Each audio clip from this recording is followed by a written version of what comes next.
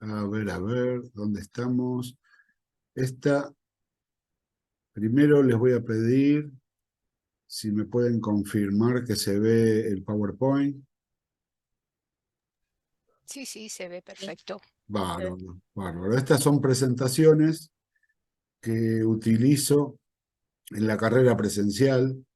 Doy una materia muy similar a estructura de un computador, que en la carrera presencial se llama arquitectura y sistemas operativos.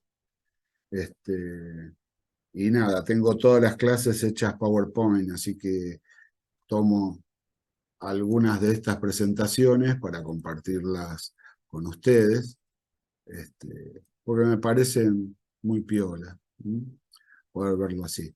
Así que bueno, arrancamos. A ver, arquitectura. Bueno, acá hago toda una mención de la arquitectura, por qué se le dice arquitectura de las computadoras.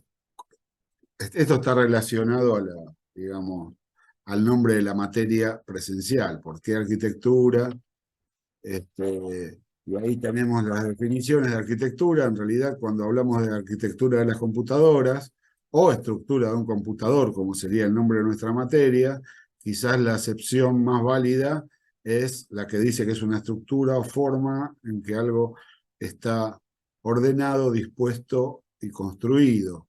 Entonces, acá podemos tener una idea cuando hablamos de la estructura de una computadora o de la arquitectura, de qué es lo que estamos hablando.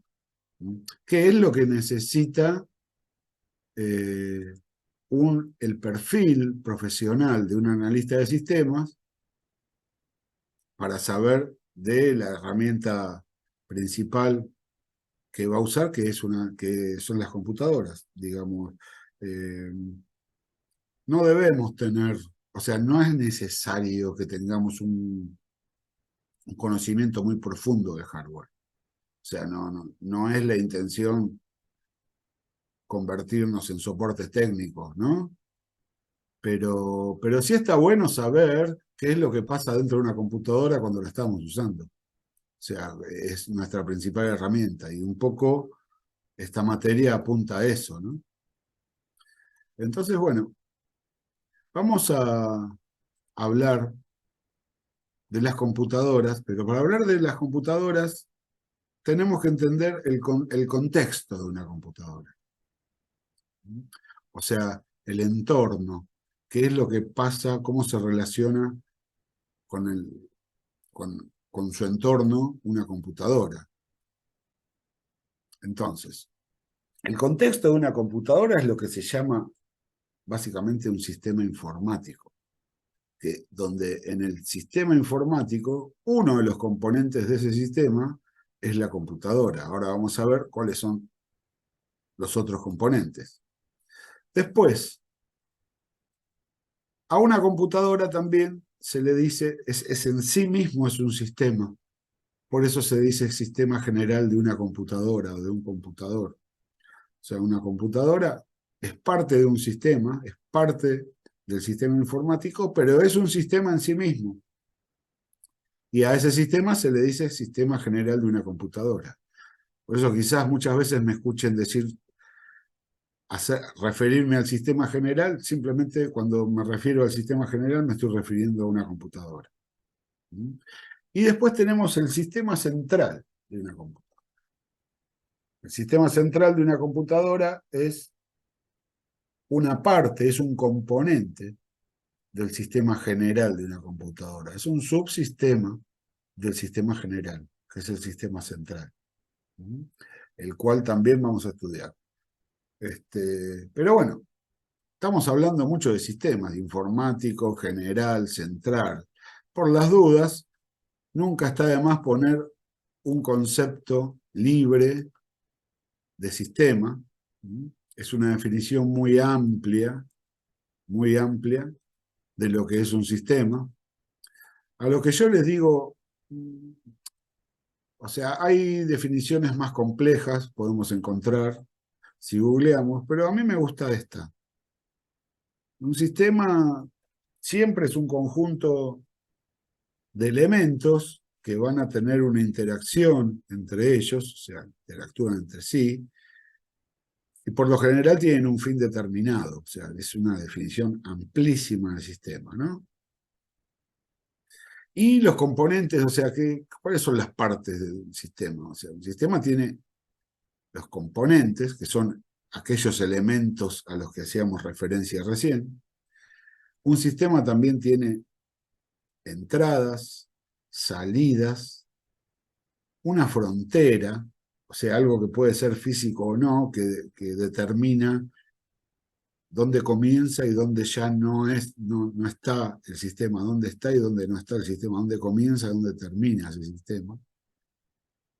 Y también tiene entradas y salidas. Prácticamente no hay sistemas que no tengan entradas y salidas. Aquellos sistemas que no tienen entradas ni salidas son los llamados sistemas cerrados. El ejemplo más clásico de un sistema cerrado es la matemática, ¿no? Pero bueno, por lo general, los sistemas tienen entradas y tienen salidas, tienen una frontera y tienen un entorno. Tienen un entorno. ¿Y qué es el entorno de un sistema? Son aquellos elementos que interactúan con el sistema, pero no son parte de él. Están en el exterior del sistema. ¿Mm? Pero sí interactúan con él. Por eso todos aquellos elementos se les llama entorno del sistema. ¿Está? Entonces, dijimos sistema informático. Profe, disculpe, ¿Sí? ¿puede repetir qué es entorno? El entorno son aquellos elementos que no forman parte del sistema, ¿no? Pero sí interactúan con él. No son Ok, parte del sistema, pero tienen una interacción con el sistema. Digamos, son elementos que rodean al sistema, se puede decir. O sea, que están en su periferia, están fuera de la frontera del sistema. O sea, ok, gracias. no son parte de él, pero sí interactúan con el sistema. ¿Mm? Por ejemplo, sistema. ¿Mm? Los componentes están representados por estos rectángulos azules. La combinación azul y amarilla me salió de casualidad, no vayan a creer que soy fanático ni nada. Siempre, no sé, porque tengo que elegir colores, los primeros que me salen son azul y amarillo, pero bueno, nada, sabrán comprender, sabrán comprender. Entonces, el sistema es todo este círculo amarillo. Estos rectángulos azules que vemos acá serían los componentes. ¿Mm? Después, este sistema tiene una frontera que está marcada por esta línea verde, es la frontera que me marca qué es lo que está dentro del sistema y qué es lo que está fuera del sistema. Y también acá tenemos la representación de lo que serían las entradas y las salidas de este sistema. Por último, tenemos una representación del entorno, representada en estos triángulos que están acá. Como podemos ver gráficamente, quizás es más claro, ¿no? Como podemos ver, estos elementos del entorno no son parte del sistema, no están adentro del sistema, pero sí tienen una interacción con él, sí tienen una interacción con él, ¿no? Ahora lo vamos a ver con ejemplos prácticos. Ahora vamos a ver con ejemplos prácticos. A ver.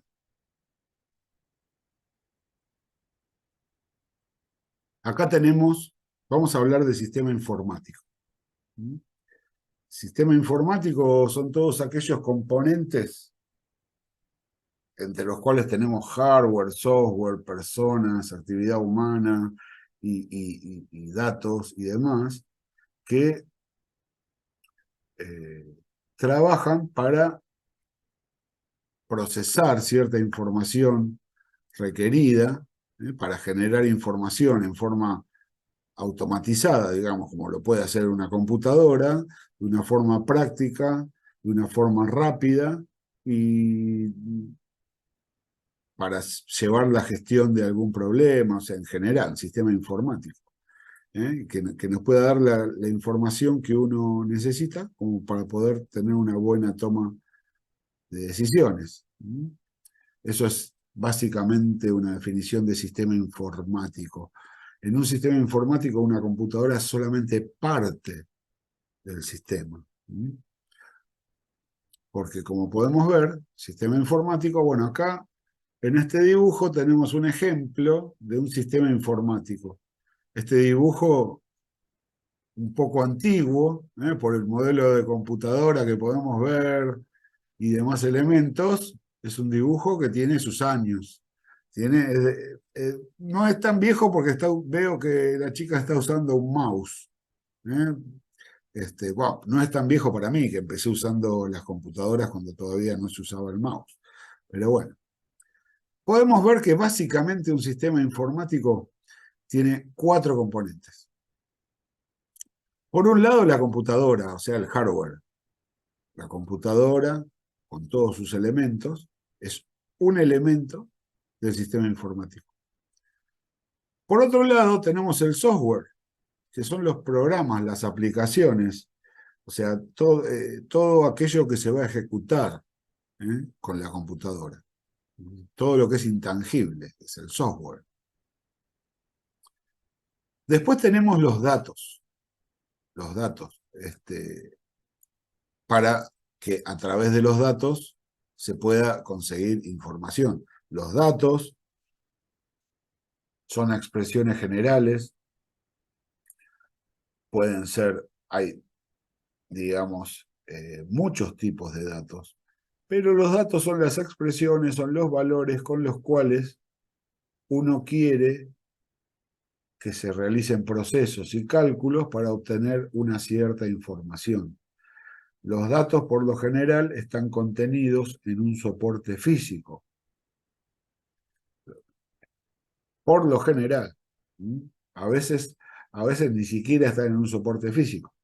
Porque, por ejemplo, si yo estoy corriendo una aplicación donde me piden fecha de nacimiento, donde me piden ciudad de nacimiento y demás, son datos que no los tengo guardados en un soporte físico, básicamente. Son datos que yo sé y que directamente los ingreso a la computadora, por ejemplo, mediante el teclado.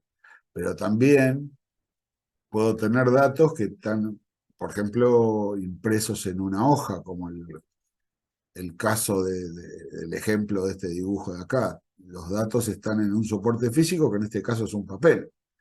Otro soporte físico puede llegar a ser un pendrive. Uno a veces puede relacionar pendrive con hardware, y en realidad es más que nada un soporte físico. Es más que nada un soporte físico donde se pueden almacenar datos y se puede también almacenar aplicaciones y demás, pero también podemos almacenar datos. Acá me están preguntando si nosotros somos un entorno del sistema. Y claro, después tenemos como otro elemento del sistema informático las personas, los usuarios. El usuario, quien está usando la computadora, es parte del sistema informático. Yo ahora estoy usando una computadora para hacer esta transmisión y soy parte de este sistema informático. Ustedes también, porque lo están viendo desde una computadora, desde un celular, que en realidad también tienen la misma estructura, una arquitectura similar a la de las computadoras, pero mucho más chica y además con otras funciones, pero también es un sistema informático. Entonces, básicamente, estos son los 4 elementos de un sistema informático: el hardware, el software, los datos y usuarios y usuarias. ¿Está? Computadoras, hardware, medios de programación, o sea, todo lo que sea programas, software, aplicaciones, utilitarios y demás, los datos que ingresan al sistema, la información que sale del sistema, que sale de la computadora, digamos, y los usuarios, que puede ser todo tipo de usuarios, funcionarios, quienes lo programan, quienes lo usan, quienes trabajan con él, o sea, los usuarios, el elemento humano. ¿En qué nos vamos a centrar en esta parte de la materia? En uno de estos 4 elementos que son las computadoras, o sea, el hardware. ¿Está? Ahí tenemos definiciones. La definición de computadora según la Real Academia no me gusta ninguna. No me gusta ninguna. Quizás la que más se acerque sea la que dice máquina electrónica, analógica o digital, dotada de una memoria, pero no es una definición que me satisfaga, como casi todo lo de la Real Academia, ¿no? Pero bueno, creo que igual está bueno compartirla y vamos a ver qué otra definición de computadora podemos tener, ¿no? Algo un poco, no sé, para mí mejor, digamos. Como digo yo, una computadora es simplemente uno de los componentes del sistema informático, pero a la vez es un subsistema de este, o sea, es un sistema propiamente dicho. Una computadora también tiene componentes, entradas, salidas, fronteras y entorno. ¿El entorno de una computadora cuál sería? Y el resto de los componentes del sistema informático, o sea, el entorno de una computadora es el software, son los datos, la información que sale de ella, y usuarias y usuarios son parte del entorno también de una computadora. Y a la computadora le vamos a decir sistema general de un computador.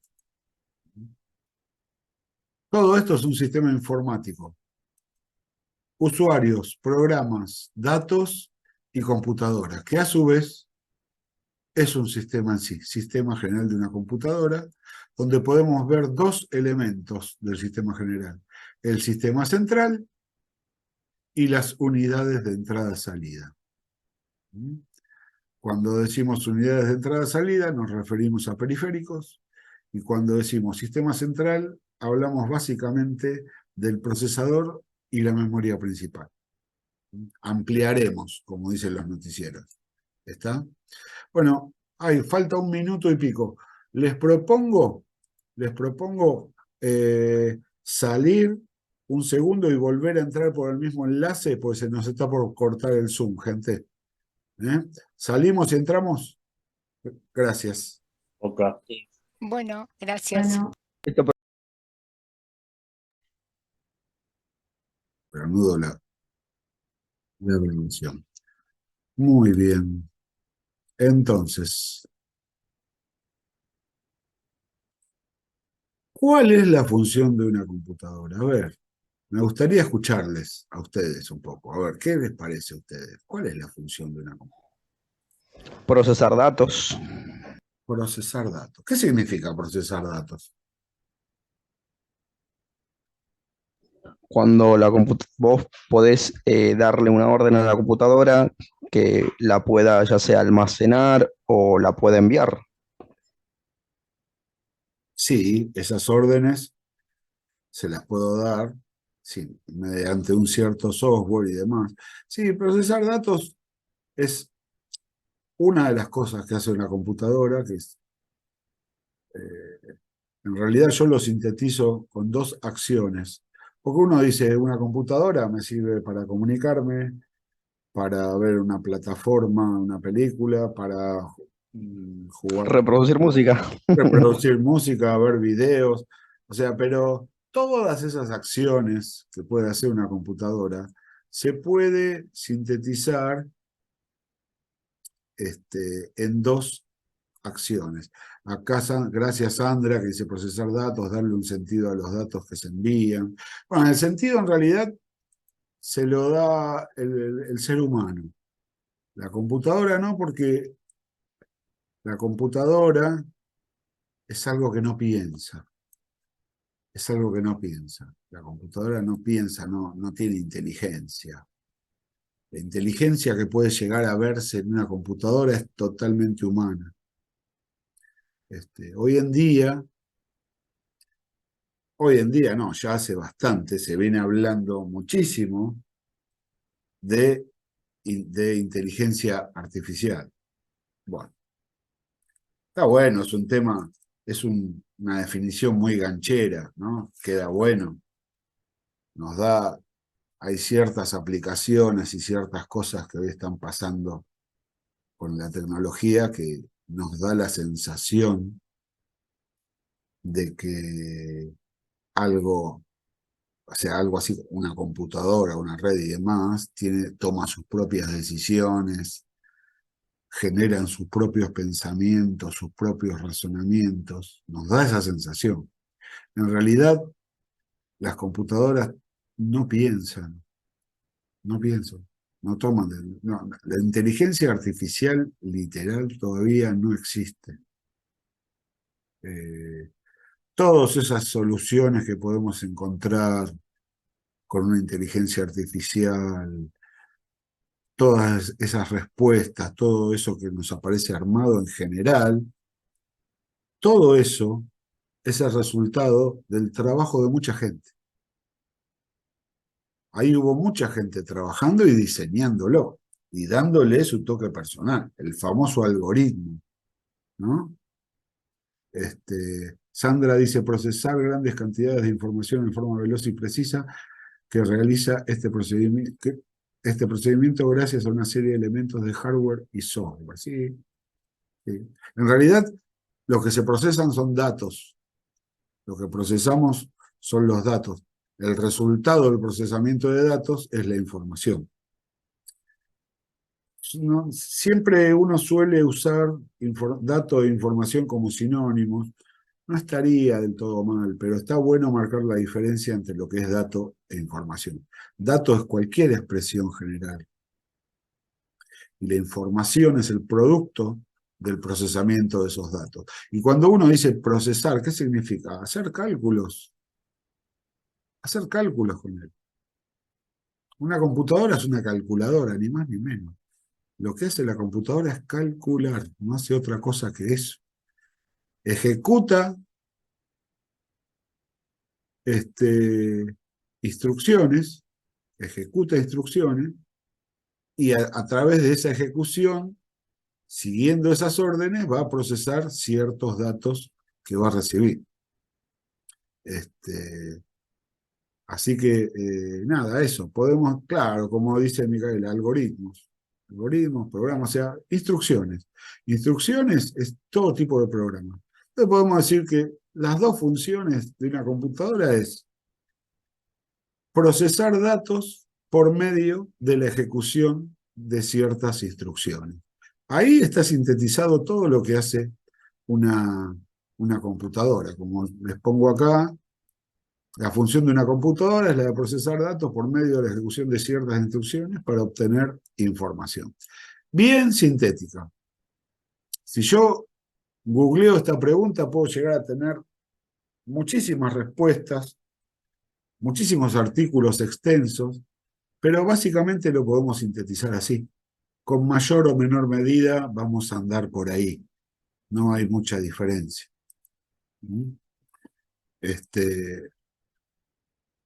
Y como yo pongo acá, una computadora es, yo lo llamo calculador multipropósito, porque lo único que hace la computadora, lo único que realiza para procesar los datos son cálculos aritméticos, cálculos lógicos, que se van a realizar de acuerdo a las instrucciones que va recibiendo, nada más, porque nunca decide la computadora, lo que decide son las instrucciones, o sea, el programa, el algoritmo que está corriendo. ¿Y por qué multipropósito? Porque a diferencia de una calculadora común, cuyas funciones ya están definidas, por más que sea calculadora científica, tiene una cantidad limitada de funciones, y hace cálculos aritméticos. Bueno, la computadora también hace cálculos aritméticos, con la diferencia es que puede cambiar de propósito a cada instante, porque ese propósito se lo dan el software que corre. el tipo de aplicación que usemos puede ser para distintos propósitos. Uno para escuchar música, otro para comunicarme, otro para ver una peli, otro para escribir un texto. ¿Se entiende? Son todos propósitos distintos y todos los hace una computadora. Por eso digo, es un calculador multipropósito. Desde la primera generación de computadoras. El tema es que fue que en las primeras computadoras, donde no existían los sistemas operativos, no existían los lenguajes de programación, donde directamente se trabajaba con el código de la máquina, programar, cargar de las instrucciones a una computadora podía llevar meses. Por eso, cuando se diseñaba una computadora en ese entonces, ya tenía un propósito bien específico. Las primeras computadoras que se fabricaron tenían un objetivo militar, porque es como se usaron las primeras computadoras. O sea, se usó como arma estratégica. Después, a medida que pasó el tiempo, lo empezaron a tomar ciertas universidades, alguna gran empresa, y ese único propósito con el cual fue construida empezó a cambiar por algo de más propósitos. No es que no pudiera ejecutar otras cosas. El problema era que mudar de un programa a otro era algo costosísimo, que implicaba el trabajo de muchas personas durante mucho tiempo, cargarle un nuevo programa a esas computadoras. Hoy en día podemos cambiar de programa como cambiar de cualquier cosa. Sergio dice la máquina de Turing. Y la máquina de Turing en realidad fue un muy buen precedente de lo que hoy es la computadora moderna. Yo digo, no hay un padre de las computadoras, fueron varios. La máquina de Hollerith también fue algo muy importante. Fueron puntos muy importantes, hasta que apareció John von Neumann y le dio una forma a todo, a lo que eran las computadoras hasta ese entonces.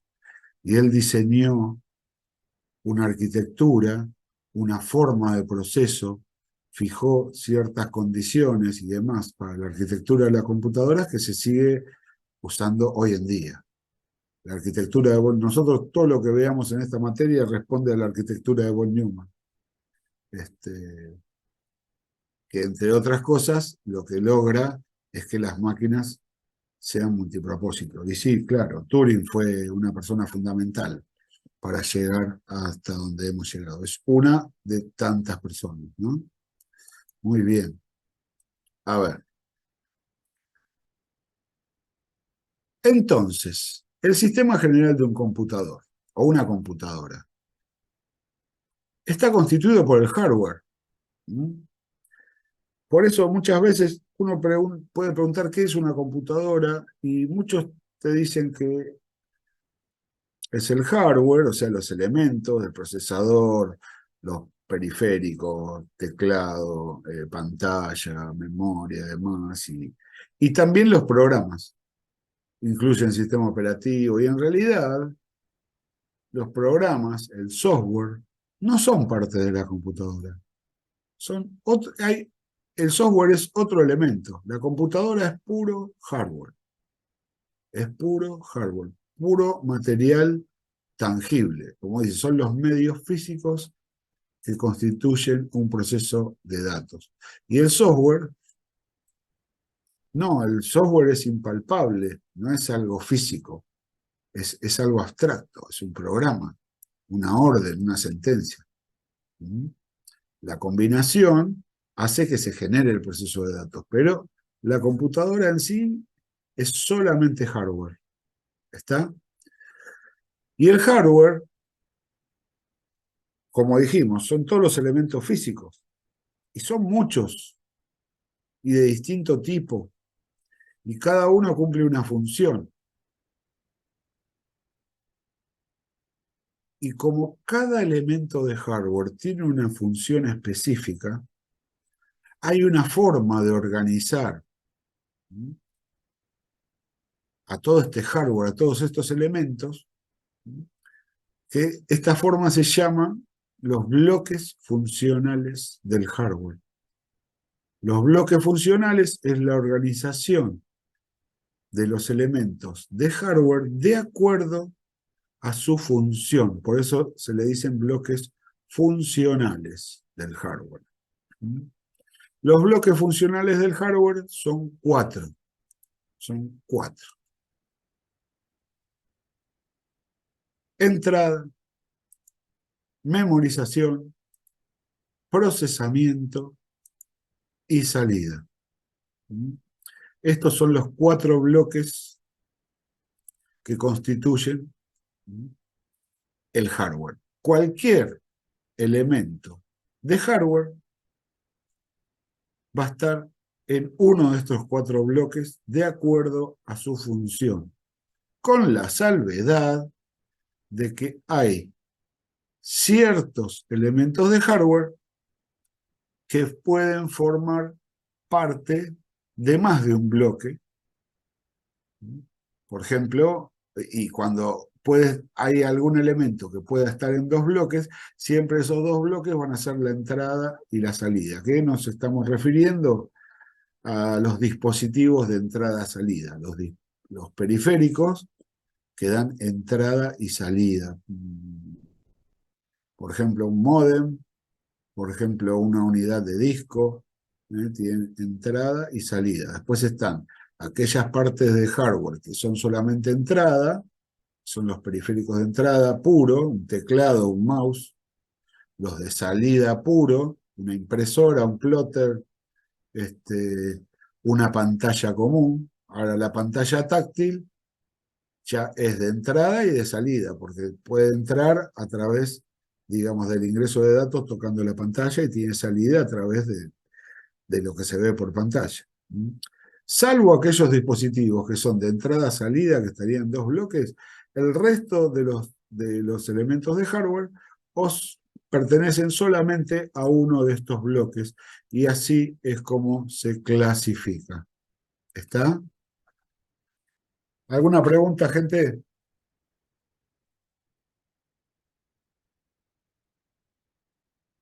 No, profe, por ahora todo claro. Muy bien. Acá terminó la primera presentación. Y ahora mismo vamos con la siguiente.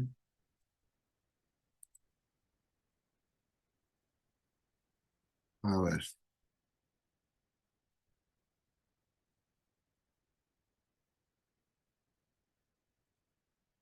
Ahí vamos.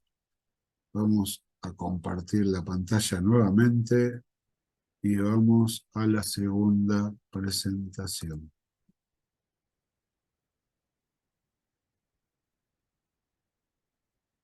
Ahí está. Muy bien. Entonces, bloques funcionales del hardware. Hardware en general. Vamos a ver los bloques funcionales. Este esquema que estamos viendo acá no es la representación física de una computadora, porque no hay nada menos parecido a una computadora que esos rectángulos que dibujé ahí, ¿no? Es la representación lógica de una computadora, de acuerdo a sus funciones. Como podemos ver en la parte superior de la pantalla, tenemos los cuatro bloques funcionales del hardware, y debajo de cada uno de ellos tenemos aquellos elementos que son parte de ese bloque funcional. Entonces podemos ver que en el bloque de entrada tenemos elementos tales como un mouse, una unidad de disco. Fíjense en qué año habré hecho esto, que ahí dice unidad de disquete. Igual para el ejemplo, dos indicios. Puse unidad de disquete y la fuente es Times New Roman. Con esto ya pueden tener una idea de cuándo armé esta presentación. Pero todavía es válida, la arquitectura es la misma. La arquitectura es la misma y esos elementos a modo de ejemplo, obviamente que pueden haber más, ¿no? Un escáner, un módem, una unidad de CD-ROM, Dios, ¿cuánto hace que no se usa ya los CD? Bueno, por ahí hay gente que lo sigue usando. Después también podemos notar que hay ciertos elementos que se repiten en el bloque de salida. No es que haya dos elementos, sino que en realidad es el mismo elemento que figura en los dos bloques. Monitor, unidad de disco, unidad de disquete, impresora, parlantes, módem, plotter.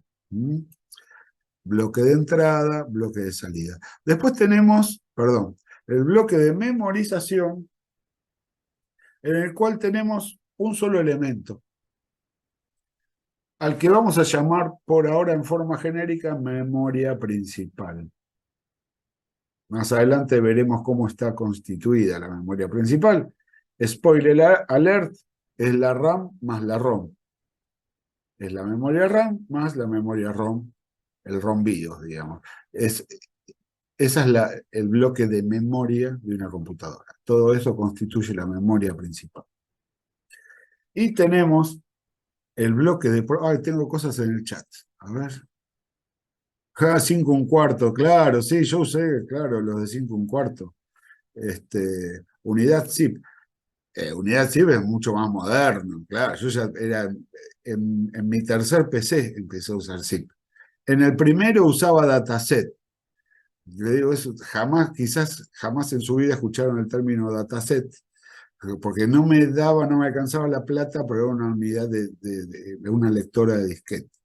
Imagínense de qué épocas le estoy hablando. Con eso ya se me cayó el DNI, se me cayó todo. Ahí pueden darse una idea de qué épocas, en qué épocas vengo. Sí, claro.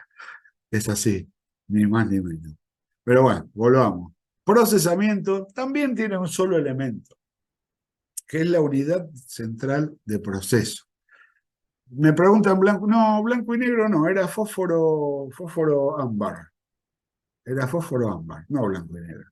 Después pasé a una de 4 colores, a un monitor de 4 colores, después 16, era un caos para la vista, 16 colores, era una barbaridad, y todo texto, sin mouse, sin Windows, sin entorno gráfico, a escribir, y en inglés, que todavía las versiones en español no estaban hechas. Esa época fue una época heroica. Fue una época heroica. Desarrollar en esa época, la verdad que... Claro, sí, DOS, no nos quedaba otra que usar el DOS, aunque mi preferido era Linux, que ya existía, obviamente, en esa época, pero bueno, nada, sí, DOS, desarrollando en Fox Pro, uno de los lenguajes más lindos para programar. ¿Será que lo usé tantos años? El BIOS en muchas computadoras aún viene en inglés. Sí, depende. También depende del fabricante, pero sí, es cierto, puede estar en inglés. Sí. Entonces, el bloque de procesamiento es un solo elemento, el procesador, unidad central de proceso. La sigla tendría que ser UCP, pero todos les conocemos como CPU, que es la sigla en inglés. Central Process Unit. Aunque mucha gente le dice al CPU, le llama a la computadora de escritorio, al gabinete con todas, le dicen CPU, bueno, eso es terrible error, terrible error. Uno tampoco se va a poner en policía las definiciones y andar corrigiendo a todo el mundo, pero un profesional de sistemas no le va a decir CPU al gabinete, ¿se entiende? Un vendedor de una casa de electrodomésticos que le diga CPU, no me voy a poner a corregirlo, está bien, se lo acepto, mucha gente le dice CPU, pero nosotros tenemos que saber muy bien que cuando hablamos del CPU, estamos hablando del procesador de la computadora, nada más. Nada más que el procesador, porque dentro de ese gabinete hay muchos elementos además del procesador. Por eso no podemos decirle al gabinete CPU. ¿Se entiende eso, no? Pero bueno, Nada. El procesador, que como podemos ver, está constituido por varios elementos donde podemos leer unidad de control, unidad aritmética y lógica y registros. Todos estos elementos están unidos por este caminito amarillo que no sé si alcanzan a distinguir, al que por el momento simplemente le vamos a llamar bus. Lo vamos a llamar bus. Y además podemos ver que por cada uno de los elementos tanto de entrada como de salida, vemos estos rectangulitos chiquitos con una I, a los que denominamos interfaces. ¿Qué serán las interfaces?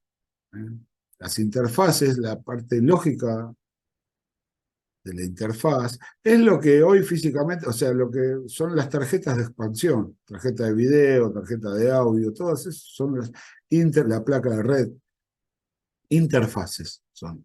Y hay una interfaz por cada periférico, que va a tener características propias, físicas y demás, acorde al periférico con el cual están trabajando. Un mouse tiene una interfaz. Un monitor, un video tiene una interfaz, el audio tiene una interfaz, un teclado tiene una interfaz, la impresora y demás. Ya lo veremos más en detalle. Todo esto que vemos acá es el sistema general de una computadora. Todo esto. Y el sistema central es esto que vemos acá en el medio. Sistema central, memoria y procesador. Las interfaces son las puertas de entrada y salida al sistema central. Podemos decir que si tenemos solamente un sistema central, ya tenemos una computadora, ya lo podemos considerar como una computadora, simplemente teniendo memoria y procesador. Pero también podemos decir que esa computadora no nos serviría para nada porque no tiene comunicación con los seres humanos, porque para que tener comunicación con la computadora necesitamos de los periféricos. Por eso existe el sistema central. O sea, aquellos dispositivos que me permiten ingresar las instrucciones que quiero dar, o sea, los programas, los datos que quiero procesar, y que además permite poder visualizar, o sea, que puedan salir toda la información que produce la computadora después del proceso de datos. Por eso, en realidad, para que la computadora sea funcional para su uso, necesitamos el sistema general. ¿Está? ¿Se entiende esto? Muy bien. Ahora vamos a ver un ejemplito de cómo se puede realizar, de cómo se realiza. Es una pretensión de animación. Me da vergüenza decir que es una animación porque no es una animación. Mi hijo hace animaciones, yo no. Yo simplemente hago correr barritas, que para mí es todo un logro, y más teniendo en cuenta que esto lo hice hace como 20 años, así que bueno, nada. Vamos a ver un ejemplo de un proceso de datos. Escribí un algoritmo re sencillito, lo tengo guardado, quiero hacerlo correr, y vamos a ver qué es lo que pasa, cómo es que empieza a correr ese algoritmo que me va a pedir datos para ingresar por teclado. Se van a realizar cálculos con esos datos y se va a visualizar el resultado de un cálculo que se hizo con esos datos. Un ejemplito muy sencillo. Todo programa, toda aplicación que se tenga que ejecutar, lo primero que sucede es que este programa se debe cargar en la memoria principal. Entonces podemos ver que desde el lugar donde estaba almacenado el programa, en este caso la unidad de disco, este archivo va por el bus, pasa por la interfase, llega a la memoria principal y se guarda en ciertos registros de la memoria principal, que aquí en forma genérica a este programa lo vamos a llamar instrucciones. ¿Está? Todo programa que se ejecuta primero se debe cargar en memoria. El primer programa que se ejecuta cuando enciendo la computadora ya está cargado en memoria principal, que es el BIOS. El BIOS es aquel programita que se encarga de encender la computadora, o sea, cuando se enciende la computadora, comprobar que todos los elementos de hardware estén funcionando bien, y además se encarga de cargar en la memoria principal al sistema operativo. Una vez que se carga, el sistema operativo empieza a correr y a partir de ese momento toma las riendas del sistema operativo. Pero primero se debe cargar en memoria. ¿Está? Cualquier programa que se ejecute, primero se carga en memoria. Entonces, acá sigo con mi algoritmo sencillo. Las instrucciones están en memoria. En memoria lo único que puede pasar es que esté almacenado y nada más. Si estas instrucciones se tienen que ejecutar, deben llegar al procesador. Entonces van las instrucciones en forma ordenada, desde la memoria hasta el procesador. Se van a guardar en uno de los registros del procesador, al que vamos a llamar RI, que es la sigla de registro de instrucciones, para que las reciba el procesador, lo pueda decodificar a ese código, valga la redundancia, puede interpretar qué es lo que se tiene que hacer, de eso se encarga la unidad de control, interpreta lo que tiene que hacer y a partir de ahí la unidad de control lleva a cabo la tarea requerida, que en este caso sería pedirle un dato al usuario, o sea, a quien está usando la computadora.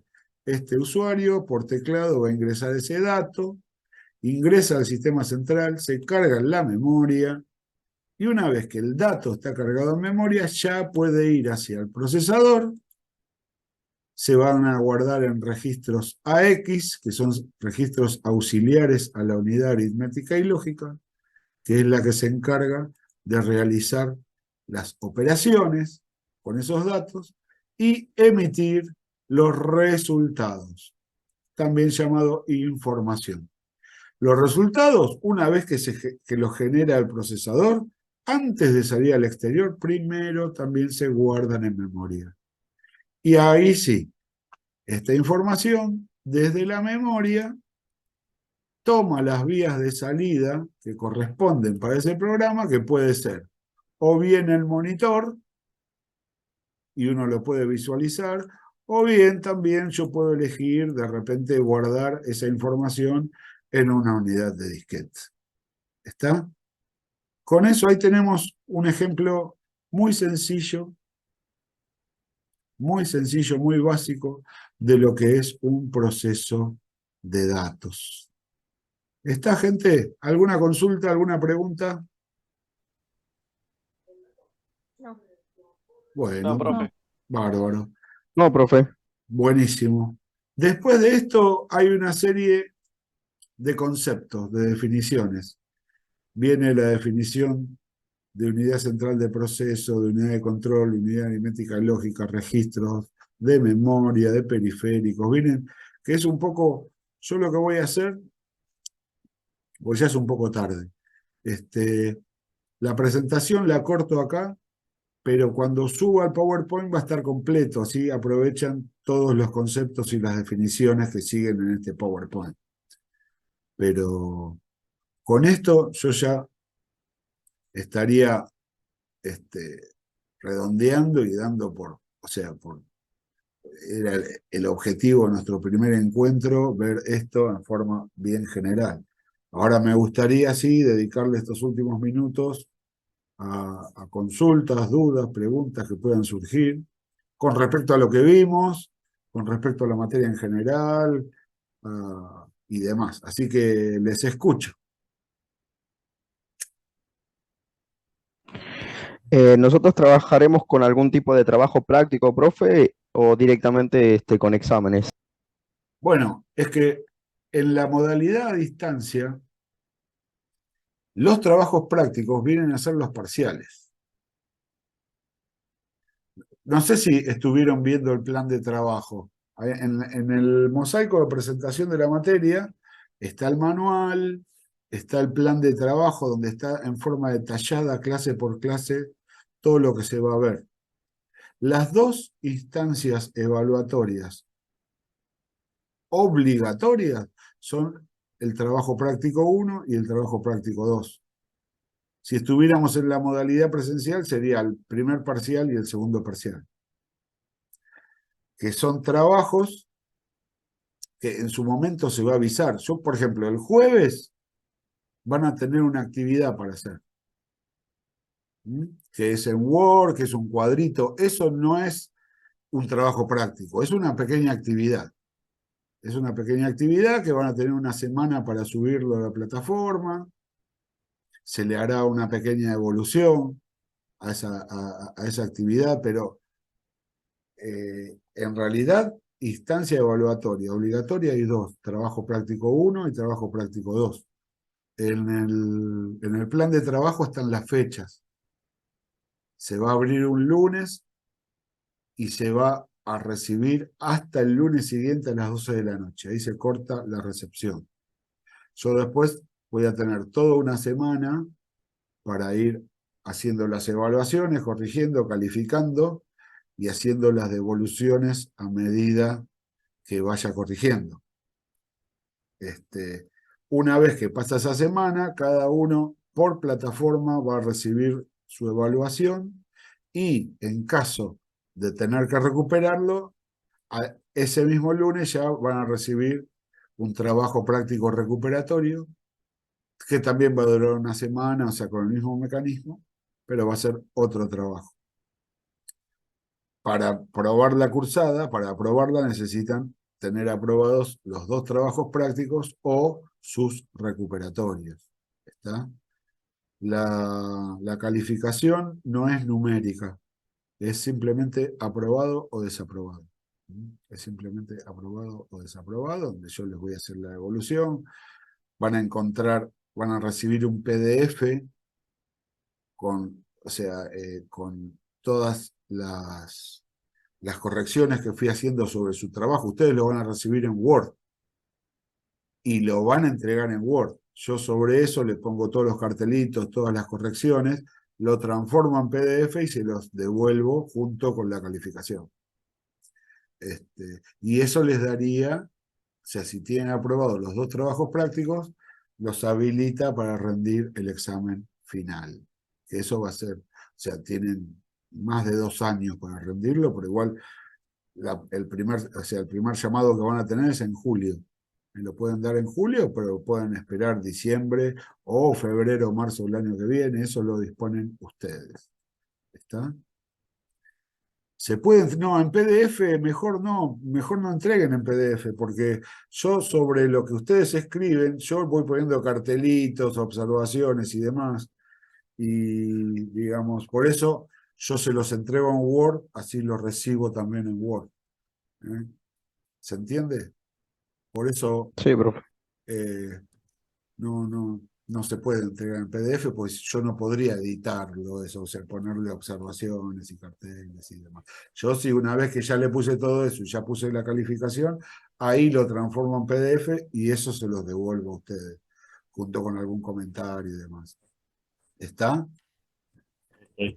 Muy ¿Y bien. lo de evaluación final, eso igual o no? ¿Cómo?